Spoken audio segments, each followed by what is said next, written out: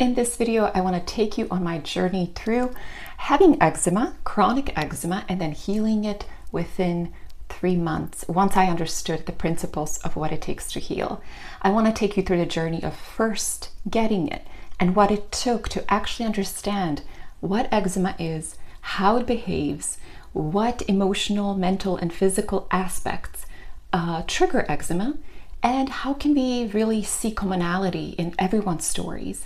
What is that trigger? What is that basically blueprint that shows us that everybody who has eczema is going through similar experiences, even if they look different on paper?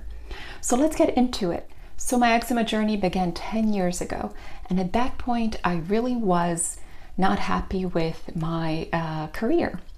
I wasn't where I wanted to be. I was constantly applying for positions. This was right after the market crash. So I was abroad teaching, doing a lot of different stints after college. And then when I came back to the US, I didn't have the experience, I guess, that I needed to have to take my career on that next level. And people weren't hiring, and I was doing my best to get jobs that I could do while I was looking, but it was always one step after another. I was already kind of exhausted, trying different things, because that's who I am. I experience life through experimentation, through understanding myself and elevating who I am as a person. So I was drawn to different career paths. I was drawn to different adventures. So I worked for a law firm, and I then went and taught in Prague. I taught English in Prague, and I had all these interesting experiences, and I loved it. But when I came back, it was pretty hard to get my footing in where I really wanted to go. And now I realize that stagnancy, that existential crisis, really had an impact on my nervous system and on my adrenal glands. So adrenal glands produce cortisol. They're basically the stress glands. Whenever we're stressed, whenever we're overly emotional, we activate the adrenal glands. And if we're constantly in that survival mode, and we're always looking for a way to align our essence to our experiences, and we feel there's a pushback, that we're not able to align with where we want to be, what we want to do, and it's hard for us. Maybe we're sensitive, maybe we don't necessarily, we can't do it in the way that a lot of the society can do it. They can just put on a mask. So imagine being in that mode of, I don't feel good where I am in this point in time, emotionally, mentally, and all your time is spent on thinking about the future and worrying about the future. And even though that may not seem like a huge stress, such as, some acute stress factor, somebody getting ill and something really bad happening in an instance, it's this chronic, stagnancy. And that stagnancy kind of colors the way that we show up in the world, the way we think about our lives, the way that we process who we are, where we're heading, and so forth. I guess it's this pervasive sense of numbness. We're not necessarily in the flow of life. We're in a state of expectation. And that expectation, wanting to get to a place and not feeling we can be extremely stressful to the body. It can. And a lot of the times we don't recognize that. We don't recognize that a lot of these feelings of being stuck, of being unable to thrive, unable to get to a point of true feelings of being alive and being in flow of life, that is actually a huge stress factor on the body.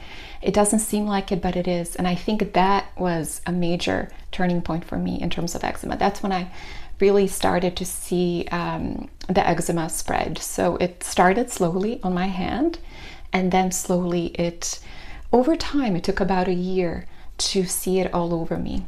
But this is where things kind of shift.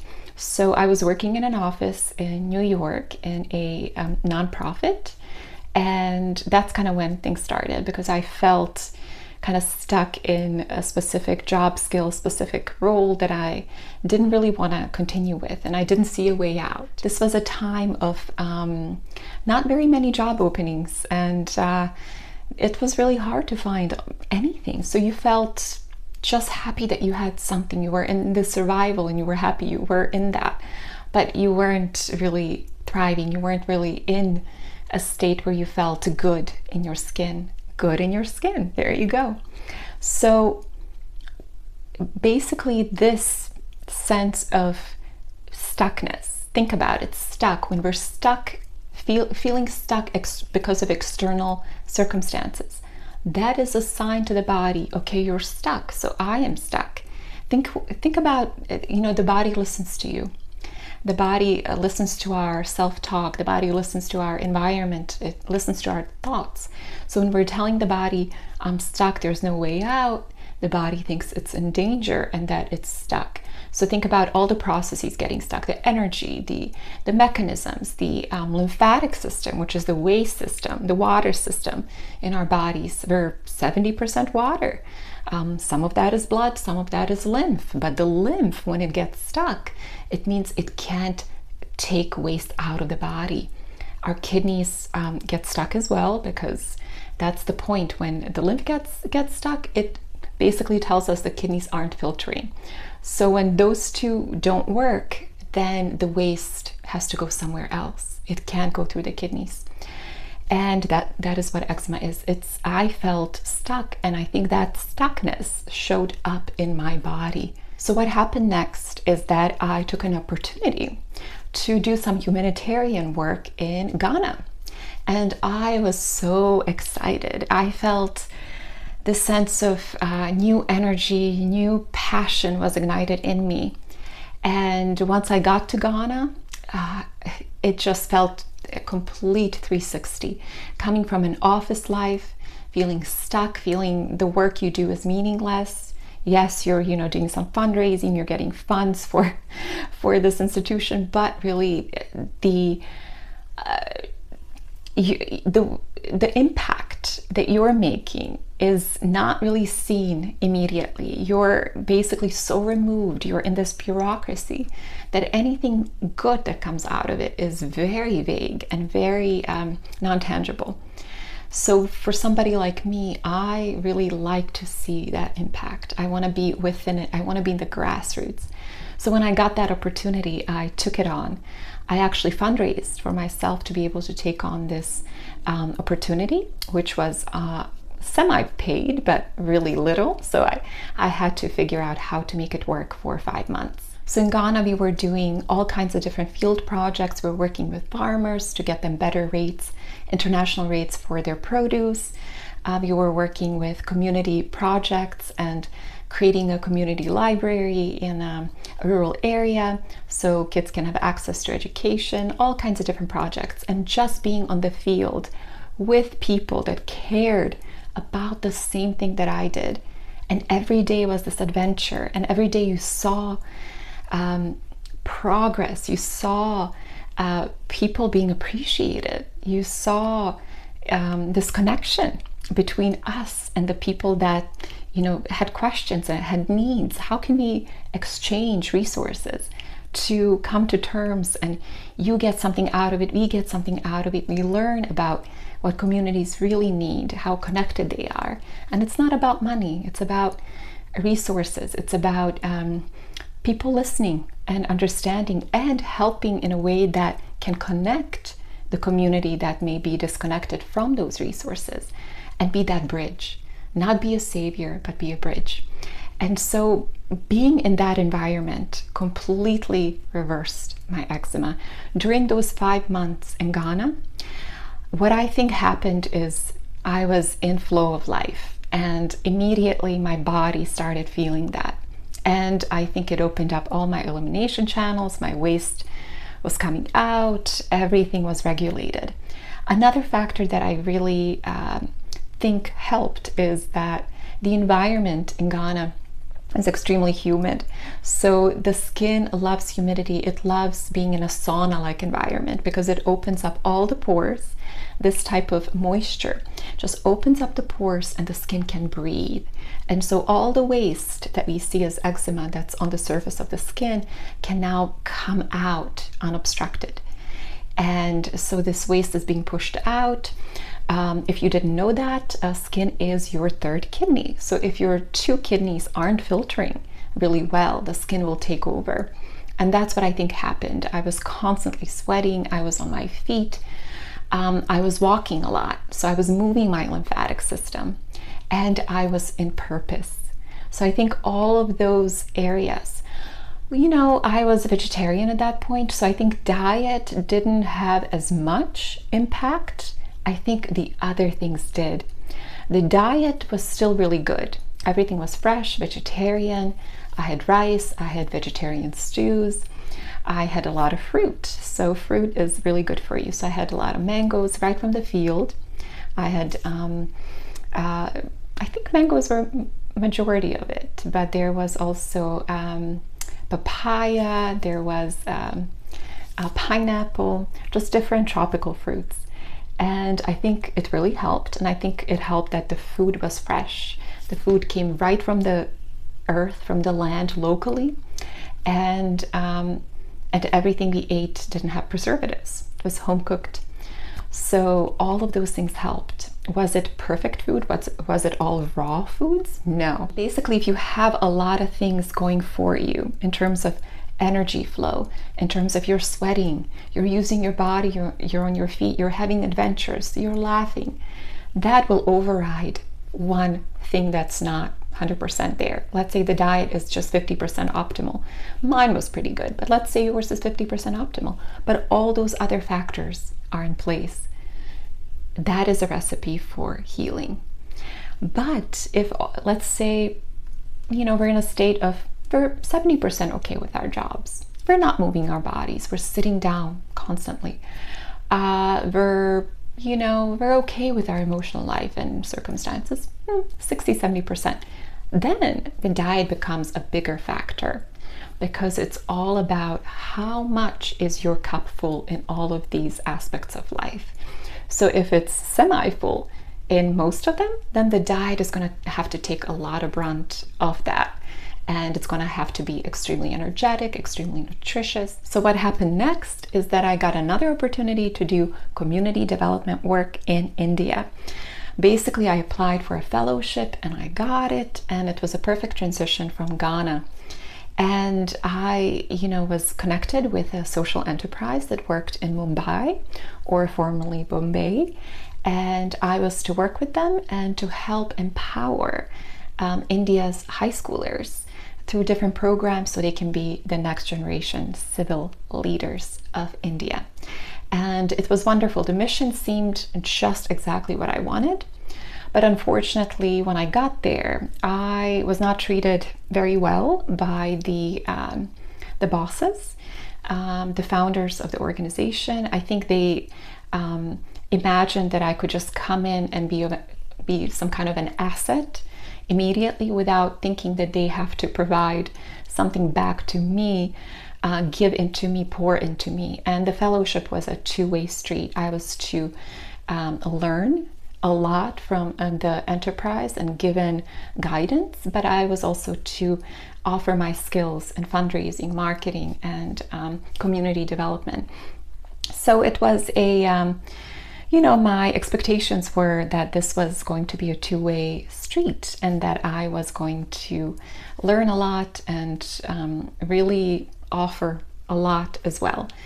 And I was basically neglected during the whole experience. And that again pushed me back into the state of, sadness, that I really couldn't necessarily provide the value that I really want to. I didn't feel that I was acknowledged. I was pretty much ignored a lot of the times. And I know that people, have their reasons. People are busy, people are stressed. And maybe I was another factor that needed to be addressed, that they just didn't have a capacity to address. So that's when my eczema came back. So it shows you how cyclical eczema can be. And it shows you that emotions are a big, big trigger for them, especially emotions that relate to existential desires to make an impact or purpose or something that's bigger than basically just a situational stress. It's mostly innate, internal, long-lasting. And I think for a lot of people with eczema, a common thread that I really see is that we are givers. We don't have strong boundaries. So we expect others, or we expect our work, our relationships, our friendships and partnerships to pour into us because we are naturally givers. We are naturally pour into others. And so when we don't get that, when we don't get that energy back, especially if we have childhood traumas surrounding emotional neglect, if our parents were too busy surviving and they did not provide us with that emotional need that we had, that emotional desire to connect, to be seen, to be validated uniquely for who we are. So when we go into the world, we expect that because we don't have it.